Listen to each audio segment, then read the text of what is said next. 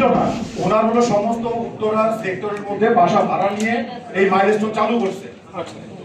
এখন কথা হলো যখন এই ক্যাম্পাসটা নতুন তৈরি করছিল তখন এই ক্যাম্পাসগুলো থেকে বাচ্চাদের দেখা গেল যে এখানে ক্লাস 7 এর 4টা সেকশন আছে, 2টা সেকশনকে ওইখানে শিফট করছে। তখন আপনি কি করবেন? আমি তো ওইখানে বাচ্চা ভর্তি করি না, আমি তো ভর্তি করছি 7 নম্বর সেক্টরে, আমি তো ভর্তি করছি 9 নম্বর সেক্টরে, আমি তো ভর্তি করছি 5 নম্বর সেক্টরে। এক্সাম্পল, তখন আমি কি করব? আমার কি করণীয় আছে? আমি কখন দেখবো যে ওইখানে আমার নিরাপত্তা আছে কিনা? অবশ্যই এটা গার্ডেন কি তখন হেল্পলেস হয়ে যায় না? ঠিক এইভাবে করে ওই প্রতিষ্ঠানটা চালু করছে।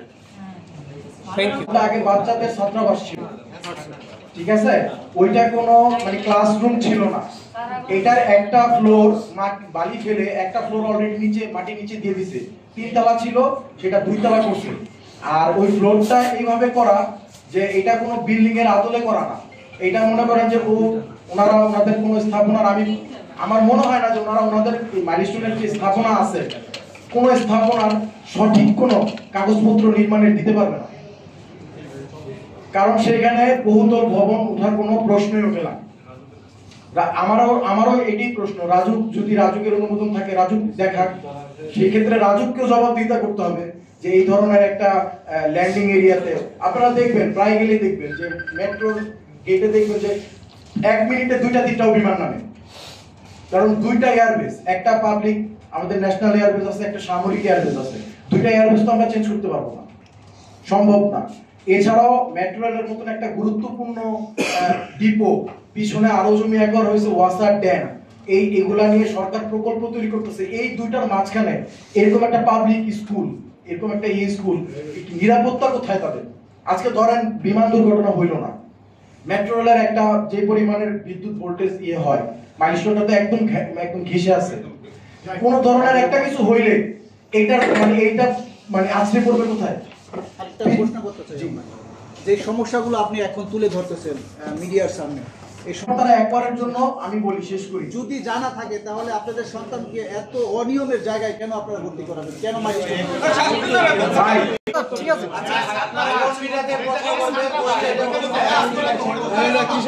আরেকটা কথা বলি, আমাদের মানবিকতা কোথায় গেছে?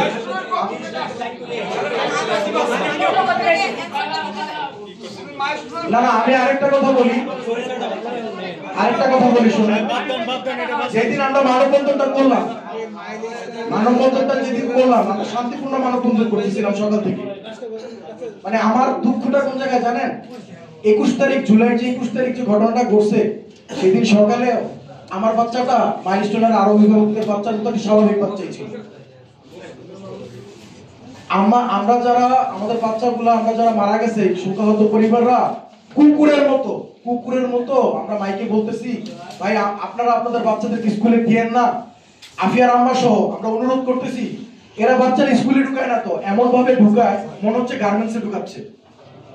মানে এত তাড়াহুড়া, এই যে মৃত পরিবারগুলা যে সামনে দাঁড়াইছে, আমি খুব ভালোভাবে লক্ষ্য করছি, 2-1টা গার্জিয়ান বাদে, তাও এলাকার 2-1টা গার্জিয়ান বাদে, একটা মানুষ, একটা স্টুডেন্ট কেউ দাঁড়ায় না।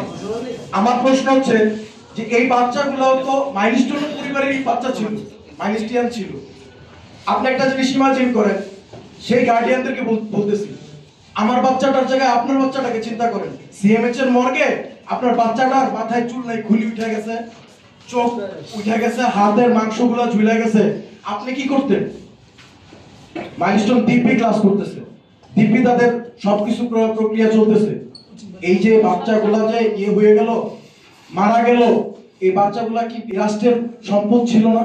এই বাচ্চাগুলা কি মানে নর্দমার ময়লা ছিল?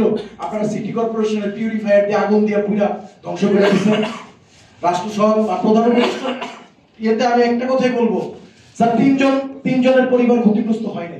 আপনি যে 3 জনকে নিয়ে আপনার অতিথি ভবনে আপনি একটা বৈঠক করলেন, আপনার উচিত ছিল এটা তদন্ত করা, কয়টা পরিবার বিধ্বস্ত হয়েছে।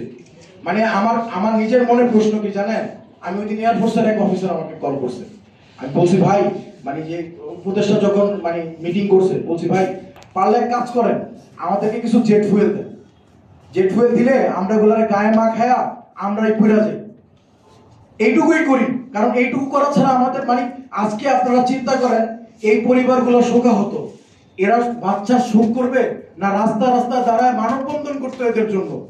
রাষ্ট্রের কি কোনো দায় দায়িত্ব ছিল না? এই বাচ্চাগুলার যে ঘটনাটা ঘটছে, এয়ারফোর্সের তদন্ত কমিটি ছাড়া বা এয়ারফোর্সে কল করলে এয়ারফোর্স বলে ভাই এই একটাই ল্যান্ডিং জোন, হ্যাঁ আমরা কোথায় যাব, আপনারা যদি না বলেন তাহলে আমরা বিমান উড়ানো বন্ধ করে দিব। ভাই আমার কথা হচ্ছে কোনটা? আর মাইলস্টোন বলতেছে আমরা ল্যান্ডিং এরিয়ার বাইরে আছি, মানে কাদা ছড়াছড়ি।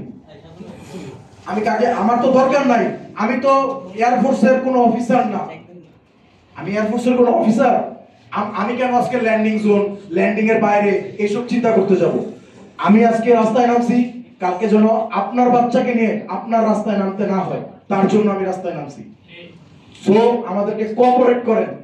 মাইলস্টোনের বাচ্চাকে দেওয়ার আগে আমি তো ভুল করছি, আপনি এই ভুলটা করেন না, তৃতীয়বার চিন্তা করেন না। আজকে পড়ছে কালকে যে পড়বে না তার কোনো ইয়ে নেই। ঠিক আছে ভাই।